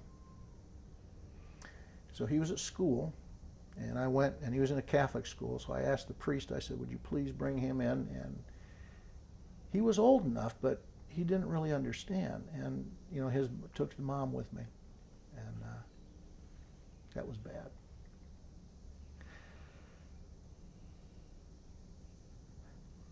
And then we had to, deal with the civilians there that had through all this. So, and the reason why he did it was, why couldn't you have just told somebody? Why couldn't you have talked? And that's one of the things that when we deal with people, I've seen a lot of death in the military, and I've been with that, but this one, the senselessness of it, and that's why I always, why I'm so, even as the mayor, I'm looking for, that the people we have here in town that are struggling with PTSD and other things, we need to support them. Right. We need to love them. So that was a hard day, and we got through that day, and they get better after that. Okay. And so, so how long were you doing that job? Did that job for 3 years, and at the end of that 3 years, I had my paperwork in to retire, because 30 years was it. That was, and I was going to retire here in St. Louis and do my consulting gig and everything. And then one day I'm sitting in the headquarters in my big conference room with all my staff, and I'm on my countdown going out. And the secretary comes in, Linda comes in and says, "Colonel, General Flowers is on the phone for you." Now, he's the 3-star in charge of the entire Corps of Engineers in Washington. And so I looked around the room, and I said, what did you guys do? Who screwed up? Tell me now before I get it on the phone. Tell me now. Nobody, they couldn't understand. So I went down there, and I thought, typically the way it works is that you'll get a phone call, and the aide de camp will be holding the phone, and when you get on the phone, they give it to the general. I picked up the phone, and I said, this is Colonel Morrow. He says, hi, Mike, this is Bob Flowers. It was him. I said, yes, sir. He said, I just want to call you. And he says, I got your retirement paperwork up here. Now, like a dummy. I mean, I says, oh, is it okay? I mean, what am I going to say? I of all the things to say. And he goes, yeah, Mike. He says, it's fine. He says, but I need you to pull it. I go, oh? And he says, I got a job for you. He says, I'm getting ready to fly to Afghanistan. I want you to go with me. He says, I want you to be my engineer for the war, for the Centcom. You're going to be the Afghanistan. And we didn't know Iraq at this point. And he says, and I've got something else that's coming up that I can't tell you about, but you're going to have to trust me. Okay. So we have now skipped over something else. Yeah. And that would be 9/11. We'll get to that. Yeah, okay. Because go back to 9/11? I will like to go back there, Okay, because so- that comes with that sets up the context. Because 1999, and I was a district engineer from 1999 in St. Louis all the way up to 2002. Okay, and when they hit in 2001, when they hit the Twin Towers, I was in Washington D.C. and I was in Washington D.C. briefing Congress. I was in uniform. Had my 2 ladies with me, my finance gal and my other like aide de camp, if you will. And we were there, and we were getting ready to cross the street. Didn't know they were hit yet. And I'm crossing the street, and a police car stops. And the 2 officers, and the one in the car looked up and says, Colonel. He said, do you know an airplane just went into the Twin Towers? I said, no. And I said, first thing I thought of was that B-25 in World War II that hit the Empire State Building. And before I could say anything, the other driver said, no, now it's 2. And I said, that's not a coincidence. I said, we're being attacked. And so he says, I says, I'm heading over. I told them I'm going over. I said, I got to get over the Rayburn building because we're getting ready to we need to evacuate. Because they said, what was it? They also said there was other airplanes or something. So Washington, D.C. is obviously going to be a target. So we got over there, and just as we got to the Rayburn building, we get ready to start evacuating, they hit the Pentagon. And we saw the smoke and the flames and everything. We went in, helped evacuate the building, and then when we got out, I had to get back to the district in St. Louis. There was no communications because the cell phones, they wouldn't work. I think I had a flip phone at that time, it didn't work. And because everything was jammed. So I said, keep trying. I had my deputy with me. He was a guy, and then I had the 2 finance ladies. And I said, you guys keep trying to get a phone call. I said, in the meantime, we've got to get away from here, and which is, I looked, we were right by the White House, and these probably could be targets. So as we were moving, we finally got a hold of Linda, my secretary, and God bless her. She said, everything's fine here. The major's taken over.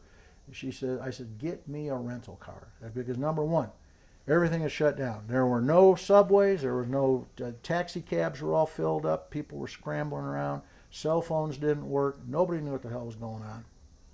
And as we walked by a TV station, we're seeing these towers burning. I said, I got to get back to my command. So Linda got us a car. I think one of the last ones. And we went down to get it. And we finally got it. And we're going to turn it into St. Louis. We'll figure it out later. So off we went. And we got in there the next day. The deputy did a great job, told everybody to evacuate the building because we didn't know what was going on. And so I went to do that. And then that's when I got my call that they wanted me to go to be the Centcom engineer for the Afghanistan war. The general said he's flying into Afghanistan.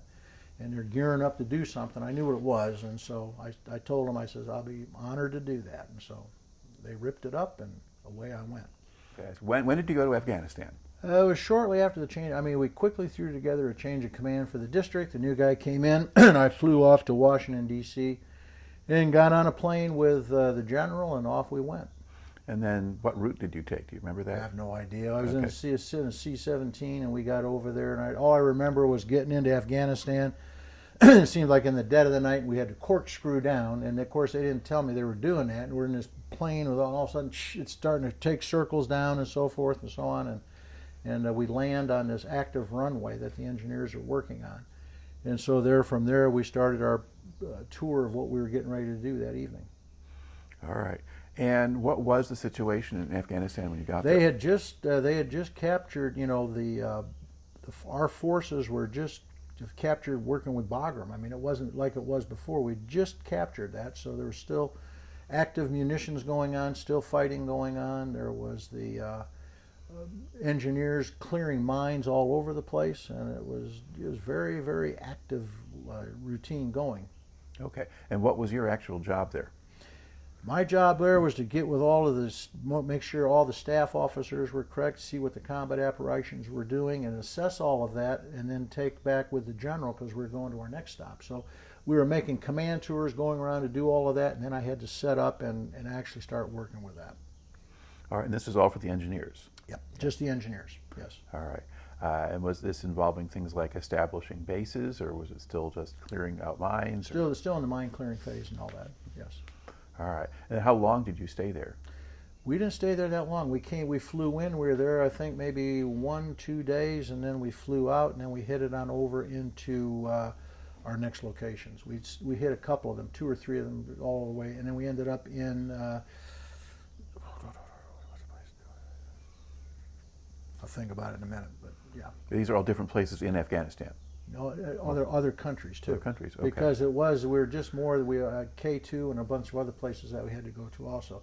It was like a command tour visit, going around getting all the assess of the information, and then when we finally set up to start our operations, I had to build the engineer staff, and so that way I knew what was going on at each of the locations. I'd seen it, and then we're now working all the information. All right. So what other countries were involved? Well, there's quite a few supports. We K2 up in. Part of the job actually was, it wasn't just the fact that we had Afghanistan and we were getting ready to go into Iraq, but the Centcom engineer had responsibility for 28 countries. And those 28 countries, there was a $4.5 billion budget at that point, and not just the countries that were in war, but also the countries that were doing in the peacetime operations. So you had to learn all of that was going on. But the good part of it is that the staff you had was huge. I mean, plus all Allied staffs and everything else. So all the Allied forces had their pieces that they were doing, and they all reported it, and we pulled it all together, and we briefed the CENTCOM commander as to what was going on over the region. Therefore, they could make their decisions. Now they had control over American operations in Africa as well as. Correct. Africa. Yep. So did you go to places in Africa? No, basically the places, since the war was the hottest place, we'd end up going to Afghanistan, K2, some of the places that were closer by. I had other officers going, but again, as the senior officer in charge, I can't go every place. I got to make sure everything's coordinated. All right. And how much interaction did you have either with Afghans or with Allied forces in these places? Oh, daily. Yeah. Daily, we'd have. We did a major daily brief every day to the CENTCOM engineers. So we would have. We had to be either talking with them on radios, telephones, other places, or meeting with them. And so, daily operations. Not just me, but all my staff. Okay, but you're dealing with British or other. Oh yes, all the different forces. That's why they call it a joint operation. You've got all your joint forces, and you've got your Allied forces, and so forth. All right. And so how long did you have that assignment? Or did that carry over into Iraq once we invaded in 2003? Yes, that's the same thing. Yes. Yeah. All right. And how much in advance did you know that we were going into Iraq, or can you not answer that question? I didn't know when the general called me, but when he said, "I need you for something that we're getting ready to do," I kind of had an idea, but didn't know. And and they're smart enough; they can't brief anything like that on a regular telephone. So once I got into D.C. and got everything done, then I found out what we're doing, and that is, so. All right. And once the invasion of Iraq started in '03, did you just switch your focus to that, or were you still bouncing back between Iraq and Afghanistan? Everything. We bounced all 28 countries. Our primary focus was the invasion of Iraq. Mm-hmm. Now, if you remember back, and the reason why I was selected to be the Centcom engineer at that point, a couple of reasons. One, the guy they were moving him out. But the reason I was selected, it's probably the right place at the right time, but when I was in Kuwait at the Kuwait War, remember what my job was there? The main job, oil well fires and all the rest of that stuff, and all the demolitions and the munitions and things like that. We had a handle on the 760 wells. The Iraqis were getting ready to do the same thing for this next war. They were going to do the same exact thing, plug them. So what they wanted to do is they wanted to stop that before they did, and we did. Do you know how many oil well fires that they had? 11. Only 11 out of the 760. And it wasn't because they weren't getting ready to do it. They were getting ready to do it again, but we went ahead, and what we did was our team came to me that night and they said, Colonel, they said, we're seeing J-stars, everything else, that they're getting ready to cap off the oil wells again up in the southern Basra. And I says, okay. And he says, we need to get to the general, make sure we kick off early so we can capture that. So we did, and they did, and stopped it. So were the engineers going into that area ahead of the combat troops, or? No, what they were doing was that they disrupted them doing it. They saw the activity of them start, because what they did in the first Gulf War was to set off an oil well fire. It's pretty simple. You go in there and you put demolitions on the well itself, and then they rigged them up with car batteries and so forth, but you can just rig them up anyway as long as you can demolate it. And then the oil comes out and it either ignites or it doesn't, and if it ignites, you've got an oil well fire. If it doesn't, you've got an oil well gusher going out. And just like in Kuwait, it was horrible because oil was everywhere, and it was an environmental disaster. So we saved, and the other thing we did was that we pre-positioned this time firefighting equipment, and we went around the world and the Army quietly bought up all these firefighting units and so forth, these places in Texas and that, and just like our pre-positioned equipment that was out there for the combat forces, we pre-positioned oil well firefighting and knocked it down to only 11. And those 11 we knocked out quickly, and we had allies were out there too with the oil well fire, so it wasn't even an issue. But that was because we'd done it before, and we learned. It was one of those lessons learned what we had to do. So besides dealing with oil fires or potential of it, what else did you do in Iraq?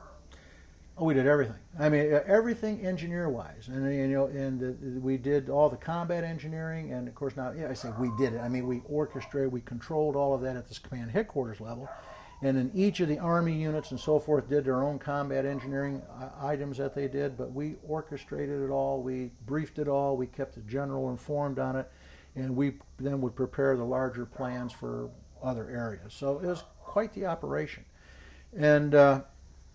Other operations that we did while we were up there was we also did the restoration. So once the combat ended, I stayed on for about a year after that and started off the restoration pieces too, cleaning up the oil well fires, cleaning up these things, and getting all that stuff going too. All right. Now, did the engineers have anything to do with dealing with things like weapon stockpiles or? Yep, there was a lot of demolition of that, and of course infantry units and mechanized units would take care of that. We'd go out and if I was back in the unit, we'd be doing that. But the actual units on the ground, and they go out and destroy those and the munitions and so on. All right. And during the time that you were in Iraq, were things under control, or were there insurgencies starting up by the time you left? It was still early, so I mean there was more of the celebration thing going on as there were, but we still had a lot of you get the reports of copper stealing and oil stealing, and they had people blowing up oil lines from Iranian people coming in and stealing oil, pumping it on the ground, sucking it up in trucks, and it's like, oh my gosh. They even took out, knocked over a bunch of high tension wires to just steal the copper. So would you go out and replace them, or just? No, again, that's just one of those, you just stop the operation down there, but now you got to deliver power, because that's part of what we have to do, and so it made things difficult. All right, and So now, if you're looking back now over the course, because we're getting now pretty much to the end of your military career at this point, because you retire after this assignment. Are there other particular stories or things that stand out in your memory that you haven't brought into the story yet? Well, I mean, I did have 2 company commands. The one in Fort Leonard Wood that was a good base setting, and then I was the general's aide, and I remember his name was Tommy Smith, and one day we're driving out there, and he says, "Do the troops have a nickname for me?" I said, "Yeah." He goes, "Well, what is it?" I said, "They call you Tommy Gun." And he went, "Oh, Tommy Gun." He liked that. So, but yeah, that was one of those that I learned a lot from him. He was a leader, he was a mentor, and he was very, very, very good. So I mean, the jobs that I had coming up to where I would, each one seems to build on to the next job as I had. And each position, I had a mentor there that took care of me, that saw that spark and then moved you up to, helped you, they don't do it for you, but offer you all the opportunities that you need so that you can grow. And I love the logo, "Be all you can be." That's what it was when I was in. It wasn't the Army of One, but it's "Be all you can be." And I was everything that I could be. Okay. So once you do retire, what did you do after that? Well, I finally retired, and actually retired down at Centcom in Florida, and it was a wonderful ceremony because in here I thought, you get ready to retire, Colonel, did all this kind of stuff and that, and yeah, and they said typically they have a 2 or 3-star general come to the colonel's retirement, and they said, "Well, can't find anybody today, but we got this 1-star that's gonna." I thought, okay, 1-star general. I said, "Why don't you just mail it to him?" But I didn't say that. So anyway, I'm getting ready. I had my family come down, everybody there, and we're all sitting in the room and everything. And everybody, I'm thinking, well, why aren't we getting started with this? It's kind of like all of a sudden, the back door opened up, and here come the commanding general, the 3-star general of the Corps of Engineers, General Bob Flowers, the guy I went to Afghanistan with. He said, "Mike," he says, "I wouldn't miss this for the world." And he retired me. God bless him. Okay. And then did you take a civilian job after that? No, what I did was I came back to this area because I wanted to, I figured I was going to be a consultant. I had all this knowledge of the rivers and everything and do all that kind of stuff, and I was going to do that, and so that's what I did. Started my own consulting company. And instead of working on river issues like I thought I would, what I ended up doing was being a mentor to CEOs of organizations and helping them run their companies. First one was over at was one of the aviation companies over there, and just helping this guy, great guy doing a good job, but there were some problems, and so that kind of took off, and that's what I did for a while. Okay, and then did you move on from that to something else? Well, actually, what I did was I kept doing the mentoring and piece with other CEOs and that, and then this first one that I had, he said, "Would you sell my company for me?" I said, "Yeah, we'll be happy to." So I hired a crew, and we got that together, and we ended up selling his company for $35 million to Triumph Group, which is a large maintenance organization. They were buying companies and whatnot. And the contract was about this thick, and as I got to the middle of the contract, it said, this contract's only valid if Michael Morrow comes on as the president of the company. And I went, holy crap. I said, I think I'm in the driver's seat. So I told the owner, and he goes, "Well, you'll do that, won't you?" And I says, "Well, gee, I don't know." I said, "That means I got to give up my company." Now, to be honest, consulting is not everything it's meant to be, because you're constantly looking for the next job. Instead of taking the time, it's quality time to work with what you got, you're constantly keeping your eye open to look for my next gig because you got to make money. So I said, "Yeah, I'd be happy to do that." And so I did. I became, and they came on, and they said, well, and I negotiated the salary, which was more than generous, and didn't take their health care. Said, "I don't need that." But give me this. And I said, "Great." So I did that for 3 or 4 years, and what it ended up with, I had a overhaul, took the company that he had there, was an overhaul company for helicopter components, military. And they had a manufacturing company in South Carolina where they did new parts for Boeing, the nuclear industry, and the military.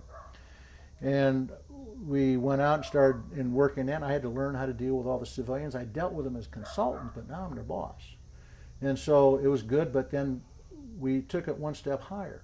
And we got us a military contract to build nuclear weapons containers for the U.S. Air Force. And this big company had the contract. And we were just a little company. I mean, we're about a $35 million company. And so I said, can we go after this? And the kid that's there, he's, sure, we can do this. And all the engineers and everybody, the machinists, they said, we can do this. This is our sweet spot. This would be great for our company. This was in South Carolina. I said, let's go for it. So they worked it all up. We did a proposal, and it looked good to me. And I said, so we submitted it. And he said, now we're on this computer, and we're waiting, for the big company to come back with theirs, and we got to come in with a counter proposal and all that stuff. So I hit the button for the first one, and it went out. Nothing. We're just sitting there, and I said, "Are you sure the computer's on?" "Yes, sir. It's in. It's done. We're ready. We're good. We're good." Nothing's happening. Where's their counter? Nothing's happening. Where's their counter? I'm getting nervous as heck. Finally, I'm looking at this clock. I said, "What?" Time elapsed. It was quiet. I said, "What happened?" This kid turns around and says, "We won." I said, "You're kidding me? We won!" I mean, they didn't even counter. And what we found out was that we came in with such a good price. And they'd had that contract for so long, they weren't going to go down and try to beat it. So we came in, we got it, we got all the inspectors, and we built these nuclear weapon containers, and you should have seen the pride in those guys' eyes. I mean, mine too. I mean, I'm going, this is the first time I've seen one of these things. I was in the reel, and they're building, and we're building these things. That was fantastic. All right. And then was that your last sort of paying job, or? Yes, I did that up until I had enough time of that, and then retired. They gave me the little, you get the little golden parachute to go out the door, and I said, I think I'm going to retire. And then I had somebody in the city come to me and say, "You ought to run for mayor. We want you to run for mayor." And so I thought, well, I could do that. And I was, wasn't even thinking about it, and didn't have anything put together, and I lost. It was a big, I was kind of humiliated. I said, "Oh man, I can't believe I didn't win mayor," but that's okay. So then the next go around came, and I tried it again, and I didn't win.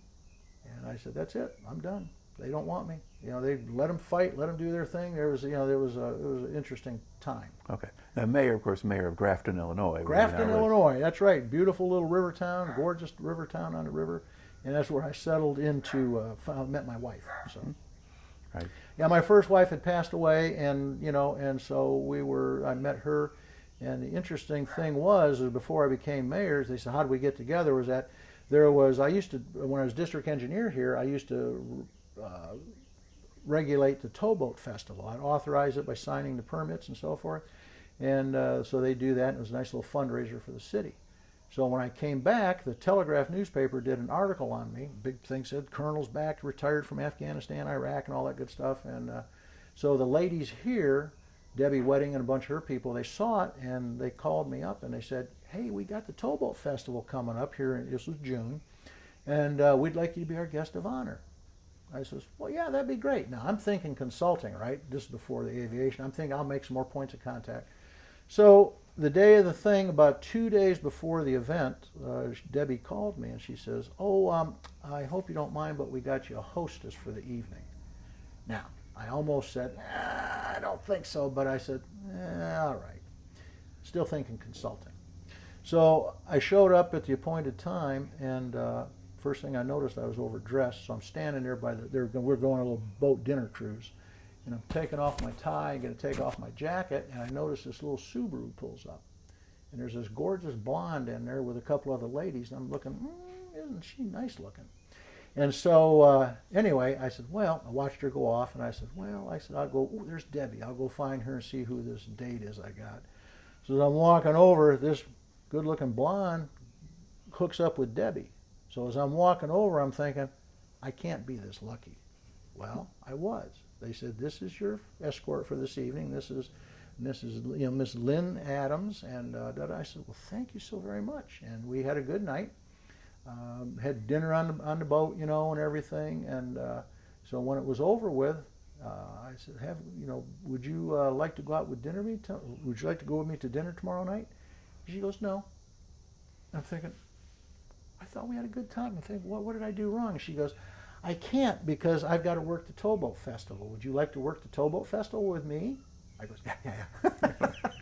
So that was that. We dated and then we got married, and of course the rest is history on that. So that's what got me up to Grafton. So Grafton is a gorgeous town. I ran for mayor there. That second time didn't get it, but the third time was a charm. And I wasn't going to run the third time.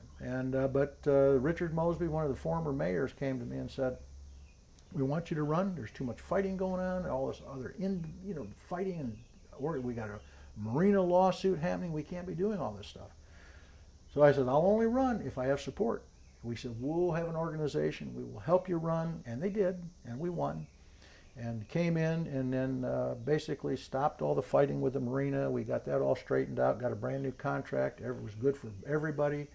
And then I used my military training to basically, I said, treat everybody with dignity and respect. And I did. And treated them as I would want to be treated. And I also put in cameras, and we put in TVs, and we did everything now on YouTube for the city meetings. So you want to be a horse's patoot, go ahead. You're on TV, and it's going to be, oh, by the way, it's going to be logged forever. So that cleaned everything up, and people were happy. All the businesses, I said, you don't have to love each other, but you got to work with each other. So let's just get along. It's good for the bottom line. And we did. And the other thing I did was focus on making sure that the basic things in the city were priority. Streets, roads, sidewalks that have never been fixed for 10, 20 years and so forth, prioritizing their funding dollars, their tax dollars, to make sure that their city is cleaned up and fixed. Okay. And of course, you've launched one new initiative, and you're wearing it on your shirt right Yes. now. Just tell us a little bit about that. The National Memorial Military Ascent. And part of this, Lynn and I had gone to Normandy for 3 times, for the 70th and the 75th. And of course, we've been to Pointe du Hoc, and we've seen all of it. It's just absolutely, it has to be on everybody's bucket list.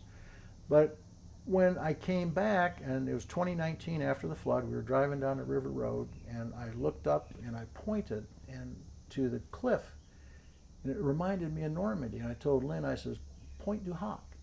And she goes, oh my gosh, can't you see something like that? And so from that, when I became mayor in 21, I took to the city council to the idea of floating a commission, which we did, where they voted on it, approved it unanimously, to look for ways to honor our veterans, because our veterans are 17% of the population of Grafton, the largest per capita in the state of Illinois. And so what we came up with was we took that idea, we took the visitor center, we took the location, and we came up with a monument that will have 12 life-size bronze statues climbing the cliffs of Grafton, which are the same height as the cliffs of Pointe du Hoc, and replicating that on the Mississippi River. One of our commissioners is French and lives in France and works with us on that. So we have a French connection. We've been working with their association over there. And the commissioners we have represent the region, and we're spreading out to be more international on that also too, getting those spread far and wide. So we've been in the fundraising stage, and we're still doing that, but we already have an architect in place. We've got the drawings, we've got everything laid out, and as we're sitting here speaking today, these statues, the life-size statues, are being scanned by the foundry, which came here from North Carolina, and they are being scanned to go to the casting process to make those statues. And today we've got active duty soldiers from the 75th Rangers that are here. And we've had people that are young people. I said, the old guys like me, I'd love to pose, but the old guys didn't climb those cliffs. It was those young guys. I was watching yesterday, one of the mothers that was here, her son was posing for the radio man's position that's going to be at the monument. And she was there, tears in her eyes, watching this foundry personnel scan him with their digital scanners for this position while he's holding the position. And the dad, who was a veteran, standing out in the hallway trying to be looking like he's sober, but the tears are coming down his face. And I walked up to him and I said, you're watching history being made. And he said, I know. He said, we're grateful. So Grafton is going to be the recipient of this gift from the 501c3. And this is our gift from our veterans, for the veterans, to the city, and it's going to be marvelous. All right. Well, the whole thing makes for a pretty remarkable story, so thank you very much for taking the time to share it today. Thank you, Doctor. Thank you, Jim.